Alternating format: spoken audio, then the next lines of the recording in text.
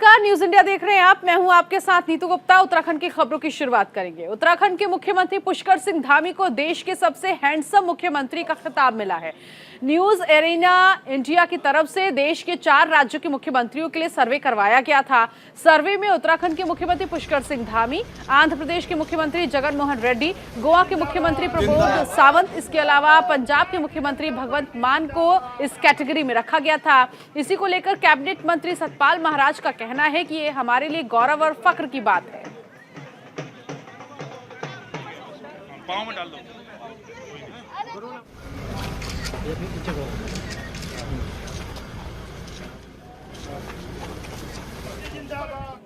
हमारे लिए बड़े गौरव की बात है कि हमारे मुख्यमंत्री जी सबसे हैंडसम, सबसे सुंदर चुने गए हैं। ये हमारे लिए गौरव की बात है।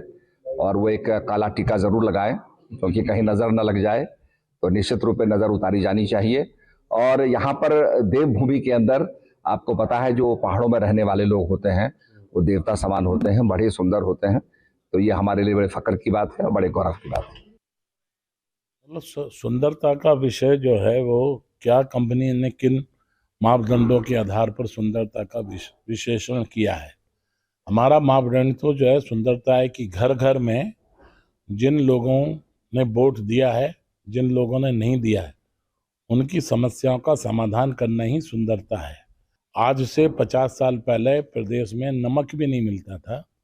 आज जहां रास्ते बने हैं, अब हमारे जितने भी डिपार्टमेंट हैं उनके अंदर जो है जीरो जो है वो होना चाहिए। तो उसमें सब बातों में प्रशासनिक हो, शासनिक हो और भ्रष्टाचार से मुक्त ये प्रदेश हो। जन जन का जो है मूल्यांकन यदि हमारे मुख्यमंत्री करेंगे। और इस बीच राजस्थान के मुख्यमंत्री अशोक गहलोत प्रेस कॉन्फ्रेंस कर रहे हैं। पुराना बजट भाषण पढ़ने को लेकर क्या कुछ कह रहे हैं, सुनते हैं। तो सबको मालूम है क्या हुआ। बजट लीक ऐसे होता है क्या? बजट एक सेंसिटिव होती है। अगर मान लीजिए वो भी नहीं होना चाहिए था, मान लीजिए तो खुदा ने कहा देते रात 7 दिन रात भर वहीं रहते हैं अंदर, बाहर निकलते नहीं हैं और बहुत ध्यान से काम करना पड़ता है।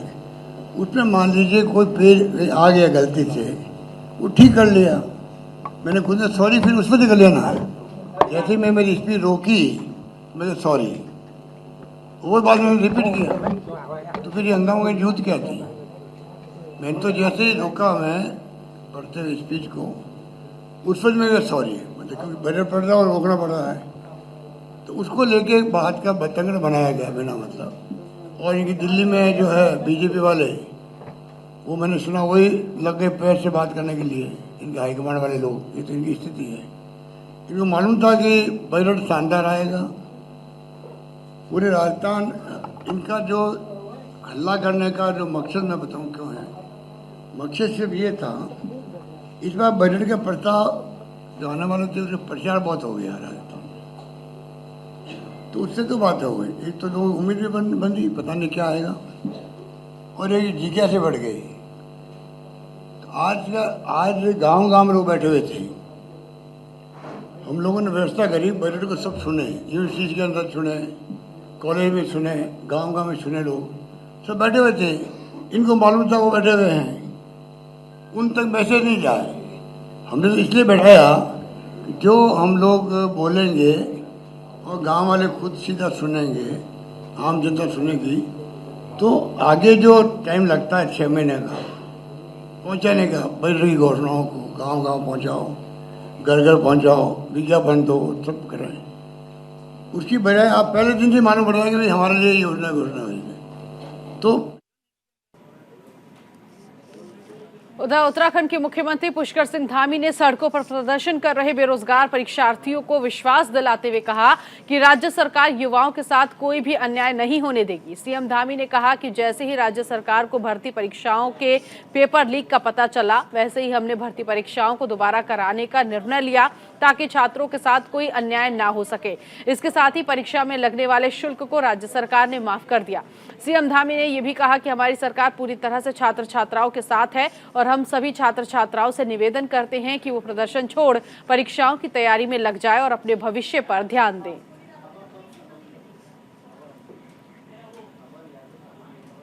किसी भी कीमत पर छात्रों का हित चाहते हैं, इसीलिए हमने जितने भी एग्जाम थे, जो भी शिकायतें आई उनको रद्द करने के बाद तत्काल नई तिथि घोषित करी और नई तिथि घोषित करने के साथ ही परिवहन निगम की बसों में एग्जाम में आने वाले परीक्षार्थियों के लिए निःशुल्क व्यवस्था की है। एग्जाम के शुल्क को नहीं लिया गया है और नकल अध्यादेश हमने कहा था हम लेकर आएंगे 10 तारीख तक, क्योंकि कैबिनेट होनी थी और कैबिनेट थोड़ा आगे चली गई। हमारे पहले से कुछ कार्यक्रम लगे हुए थे सभी मंत्रियों के, तो कैबिनेट न होने के बाद भी हमने उसको विचलन से अनुमोदन करके महामहिम राज्यपाल महोदय को अग्रसारित कर दिया है और यह भी तय कर दिया कि जितनी भी परीक्षाएं होंगी अब वो सारी परीक्षाएं इस नकल अध्यादेश से आच्छादित होंगी। इसको हमने सबसे सख्त कानून जो हो सकता था वो बनाने का प्रावधान किया है। इसलिए हम छात्रों से भी कहना चाहते हैं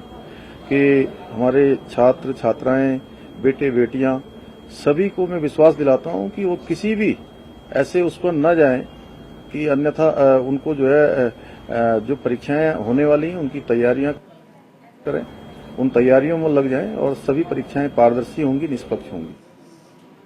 उधर देहरादून में बेरोजगार संघ ने उग्र प्रदर्शन किया। पेपर लीक मामले में सीबीआई जांच की मांग को लेकर बेरोजगार संघ ने धरना प्रदर्शन किया। इस दौरान प्रदर्शनकारियों पर पुलिस ने लाठीचार्ज भी किया। वहीं इस मामले में सीएम धामी का कहना है कि 13 लोगों पर मामला दर्ज कर लिया गया है। साथ ही परेड ग्राउंड के पास धारा 144 लागू कर दी गई है।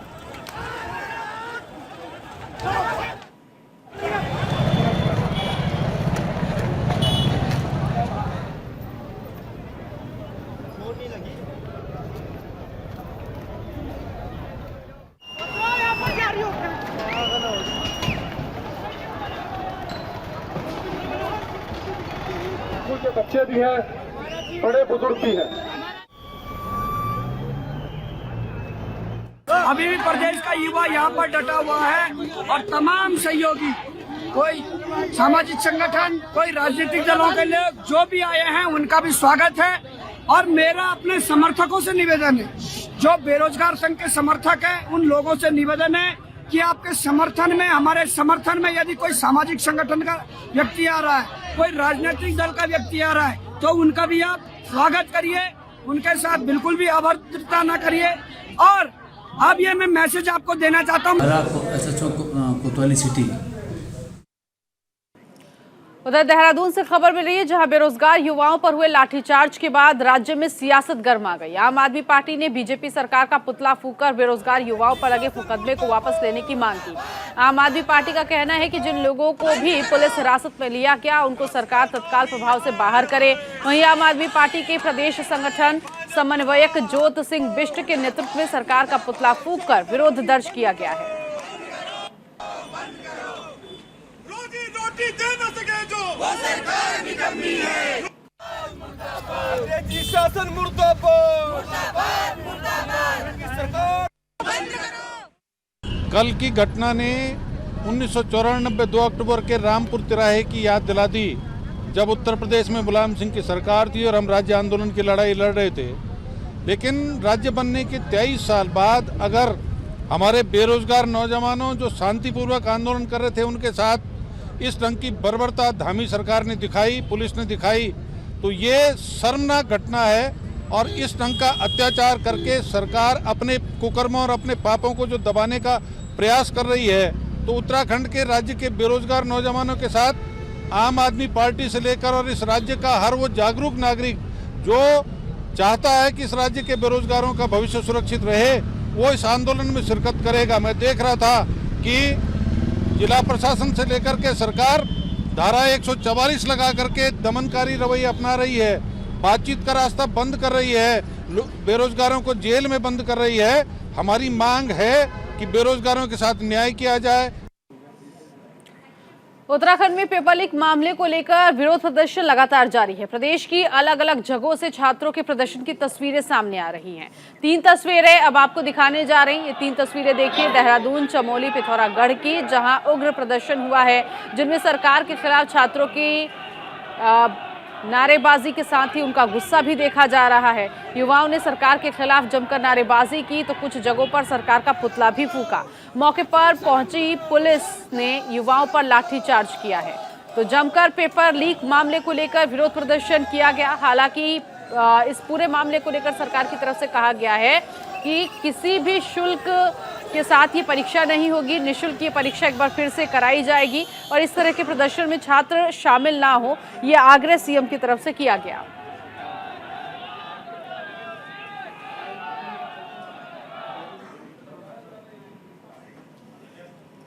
उधर उत्तराखंड के पूर्व सीएम और कांग्रेस के वरिष्ठ नेता हरीश रावत की अचानक तबीयत खराब हो गई, जिसके बाद उन्हें अस्पताल ले जाया गया। बताया जा रहा है कि बेरोजगार संघ प्रदर्शन के दौरान उनकी तबीयत खराब हुई। हरीश रावत लाठीचार्ज के बाद छात्रों से मिलने गए थे। गर्दन में जोर न पड़े, गर्दन में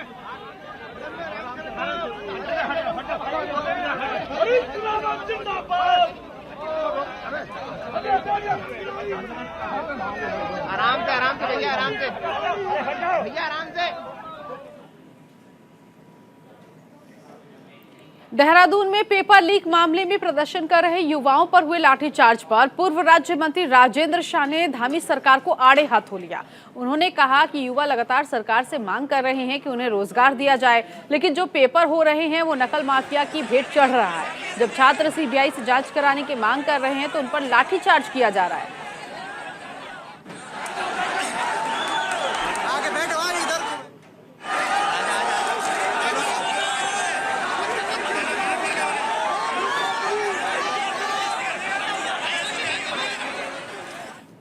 नहीं, देखिए, एक चीज तो बहुत साफ है कि जिस तरह से शांतिपूर्ण तरीके से तमाम नौजवान यहाँ पर बैठे हुए थे, बहुत स्पष्ट कहना है कि इस समय शासन को, प्रशासन को, भाजपा की सरकार को इन नौजवानों से बात करनी चाहिए थी, लेकिन दुर्भाग्य यह है कि नौजवानों को लाठियों के बल पर दबाने की कोशिश की जा रही है।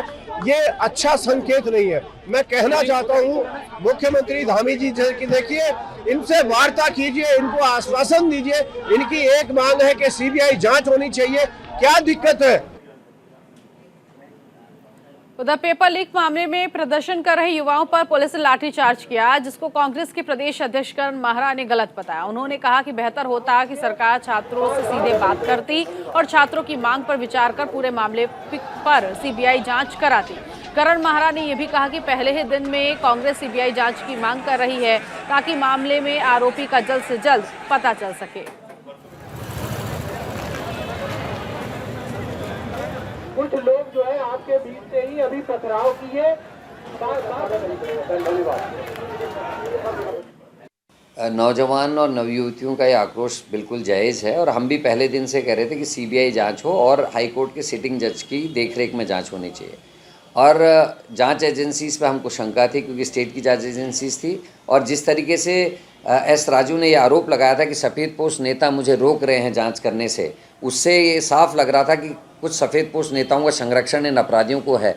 और गिरफ्तारी के बाद हाकम सिंह मुख्य आरोपी और 25 लोगों की जिस तरीके से जमानत हुई, इससे वो विश्वास और उठ गया जांच एजेंसी से। और नौजवानों ने ये कहा कि संजीव चतुर्वेदी और संजीव कुमार जो 2 गोपन के अधिकारी हैं, इनकी गिरफ्तारी हुई। 3 में से 2 गोपन के अधिकारी गिरफ्तार हो गए हैं। और ऐसे में मेंस के पेपर भी संजीव कुमार के समय में सेट हुए, तो लोगों का भरोसा नहीं है। लोग कहते हैं कि हम 18-18 घंटे पढ़कर एग्ज़ाम की तैयारी करते हैं, अगर मेंस का एग्ज़ाम भी कैंसिल होता है किसी वजह से तो हमारा मनोबल और टूटेगा। पहले ही लोग परेशान हैं। उधर देहरादून में हेली सेवाओं का किराया जल्द तय किया जाएगा। अप्रैल से शुरू होने वाले 4 धाम यात्रा के लिए उत्तराखंड नागरिक उड्डयन विभाग ने अपनी तैयारियां शुरू कर दी हैं। शासन के निर्देश पर हेली सेवा संचालन के टेंडर प्रक्रिया भी शुरू हो चुकी है।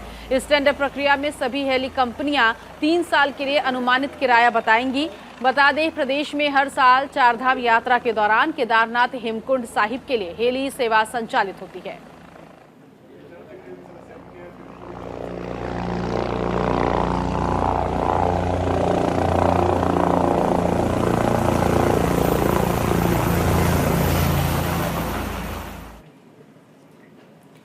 खबर हरिद्वार से है, जहां किसान यूनियन जनहित के कई मुद्दों को लेकर सिंहद्वार चौक हरिद्वार में आमरण अनशन और धरना प्रदर्शन कर रही है, जिसके बाद एसडीएम पूरन सिंह राणा सभी मांगों को मानते हुए जिला अध्यक्ष अंकित चौहान और जिला प्रभारी महिपाल सिंह सैनी को जूस पिलाकर अनशन समाप्त करवाया। ऐसे में किसान यूनियन के अध्यक्ष अंकित चौहान का कहना है कि किसान यूनियन का 2 फरवरी से आमरण अनशन और धरना प्रदर्शन चल रहा था, जिसको लेकर एसडीएम पूरन सिंह राणा ने 1 महीने के अंदर सारी मांगें पूरी करने का आश्वासन दिया है।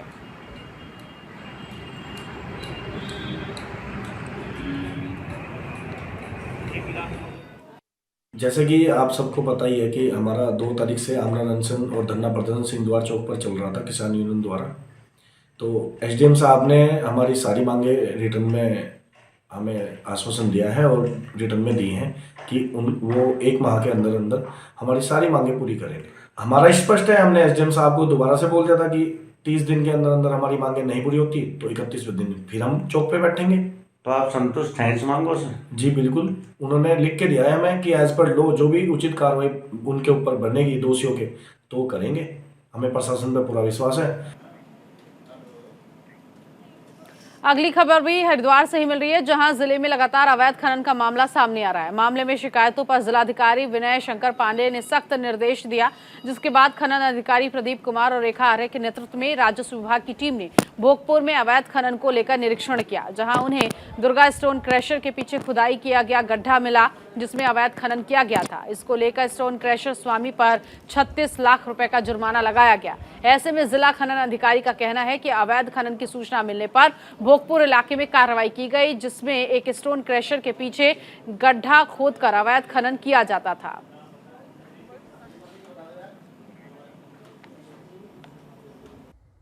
अवैध खनन की शिकायत के दौरान आज हमारी टीम और राजस्व विभाग द्वारा तहसील हरिद्वार के भोगपुर क्षेत्र में कार्रवाई की गई है, जिसमें एक स्टोन क्रशर के पीछे बहुत बड़ा गड्ढा पाया गया था, जिसमें लगभग 37 लाख की पेनल्टी लगा दी गई है और साथ में 3 स्थानों पर अलग अलग अवैध खनन पाया गया था।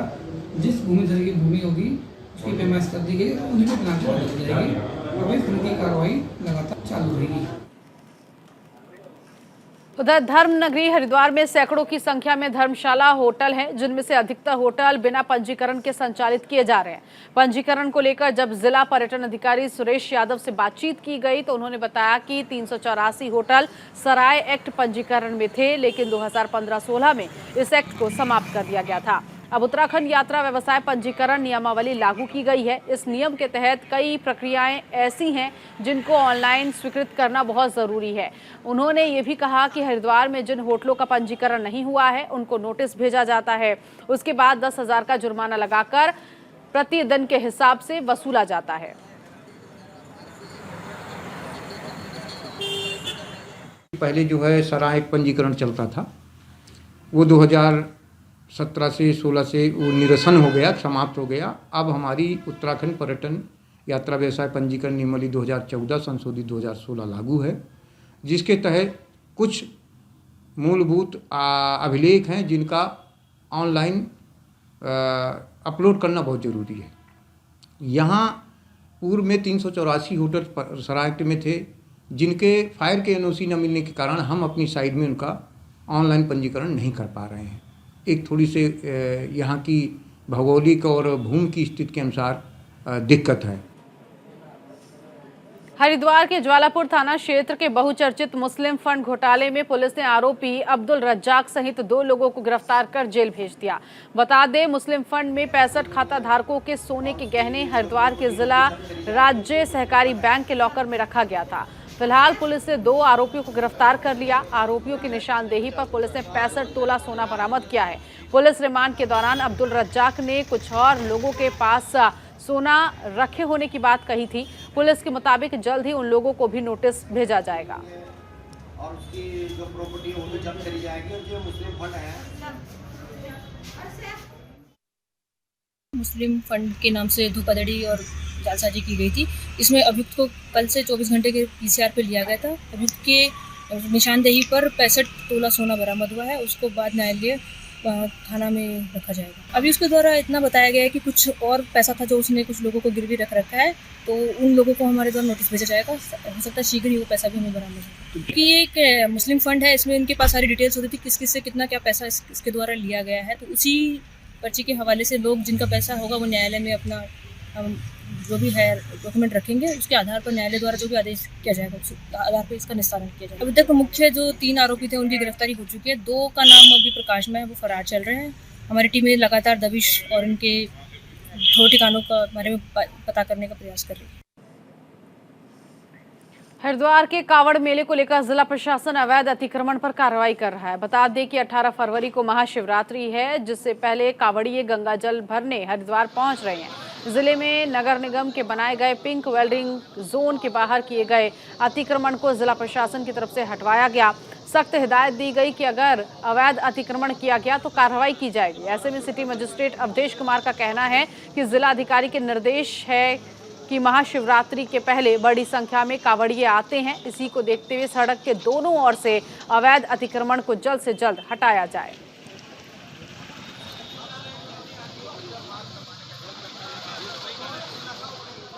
जिलाधिकारी महोदय के निर्देश हैं कि अभी जो 18 तारीख को महाशिवरात्रि है उसके पूर्व कांवड़िए आते हैं और उनको दृष्टिगत रखते हुए जो भी सड़क के दोनों ओर अस्थायी प्रकार का जो भी अतिक्रमण है उसे हटाया जाना है। उसी क्रम में आज जो है सिंचाई विभाग ने अपना इनको चिन्हित किया हुआ है और उसमें मैं आया हूँ, नगर निगम की टीम है और सिंचाई विभाग की टीम है और पुलिस है। उत्तराखंड की धामी सरकार इस बार राजधानी गैरसैंण में अपने बजट का पिटारा खोलने जा रही है, जिसको लेकर बीजेपी के पदाधिकारी बजट पर चर्चा कार्यक्रम का आयोजन कर रहे हैं। रुड़की में बजट पर चर्चा कार्यक्रम में बतौर मुख्य अतिथि पहुंचे किसान मोर्चा के प्रदेश अध्यक्ष ने किसानों से बजट पर चर्चा की और सुझाव भी मांगे। किसानों को लेकर इस कार्यक्रम में कुल 3 किसानों ने अपने सुझाव दिए और कहा कि सबसे पहले सरकार किसानों के लिए बजट में गन्ने का मूल्य कम करे। वहीं एक किसान ने कार्यक्रम में सांसद रमेश पोखरियाल निशंक का विरोध किया। जो समस्या होंगी उनका निवारण किया जाएगा। जहां किसान को ज़्यादा भी 1-2 मुद्दे यहाँ पे आए, भाई सब्सिडी वगैरह जो कृषि यंत्र वगैरह है, जहां लापरवाही है वहां पर पूरा सहयोग किसानों का किया जाएगा। जहां मेरे सहयोग किसानों को चाहिए, मेरा आदमी किसानों के साथ खड़ा रहूँगा। इतना अच्छा बजट खेती किसानी करने वाले लोगों के लिए, इसमें जो हम किसान मोर्चे से संबंधित लोग हैं तो किसान मोर्चे की बात कर रहे हैं, तो हमारे जो नवनियुक्त जिला अध्यक्ष मनीष जी बने हैं और हमारे प्रत्येक पूरे भारतवर्ष में जितने हमारे किसान मोर्चा के पदाधिकारी हैं, वो जो बजट में खेती किसानी करने वाले अपने किसान भाइयों के लिए जो योजना है उन तक पहुँचाएँ।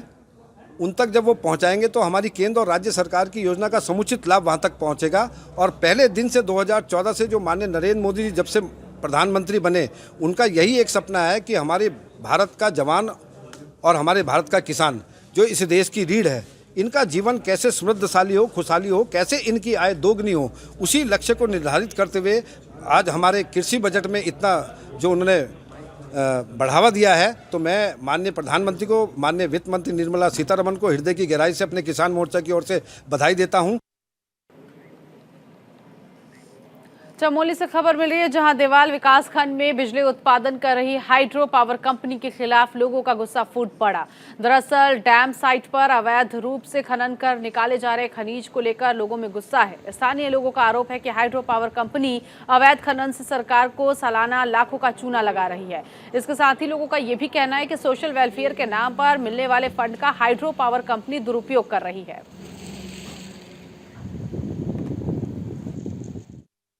सबसे बड़ी चीज़ ये है कि पर्यावरण को सबसे ज़्यादा नुकसान है।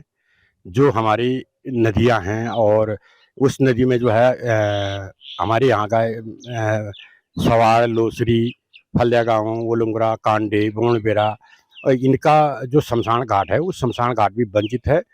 और आज तक उस शमशान घाट के लिए इनने कहा था कि हम 20% पानी छोड़ेंगे। आज तक इनने एक बूंद पानी नहीं छोड़ते हैं, जिससे कि हमें शव लेकर के देवाल आना पड़ता है। और ना आज तक इन्होंने कभी पानी छोड़ा और ना ही वो प्रभावित इलाका 2013 में जब फल्या गांव में इतना बड़ा प्रभावित हुआ, लेकिन आज तक जो इनका एक मैनेजिंग फंड होता है वो फंड में से कभी 1 रुपया खर्च किसी गांव वालों को बेनिफिट नहीं दिया गया है। और इसी के साथ इस बुलेटिन में अभी के लिए बस इतना ही। बाकी के तमाम खबरों के लिए आप बने रहिए न्यूज़ इंडिया के साथ। नमस्कार।